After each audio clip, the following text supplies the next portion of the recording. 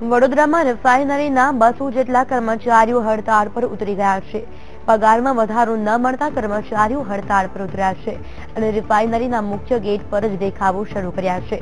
મહત્વનું છે કે વડોદરા રિફાઇનરીના કોન્ટ્રાક્ટ પરના કર્મચારીઓને કેન્દ્ર સરકારના નિયમ મુજબ પગાર મળતો નથી, જેથી 200 જેટલા કર્મચારીઓ હડતાળ પર ઉતર્યા છે।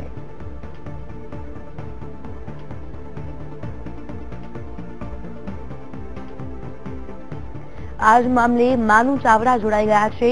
मानू जे रीते आ कर्मचारीओ हड़ताल पर उतरी गया है तेमनी मांगणीओ शुं छे? जिला जे कर्मचारीओ छे खास करीने मागणी एमनी केंद्र सरकारनो जे पगार धोरण छे ए प्रमाणेनो पगार चूकववामां आवे।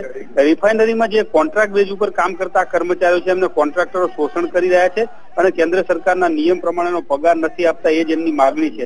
અને આ જે રિફાઇનરી છે એના અધિકારીઓ પણ આની અંદર આ કૌભાંડમાં સામેલા છે અને પૂરતું વેતન ન આપીને શોષણ કરી રહ્યા છે એ મુદ્દે કર્મચારીઓ અત્યારે ધરણા કરી રહ્યા છે। જી જી બિલકુલ, આભાર માનુ માહિતી બદલ।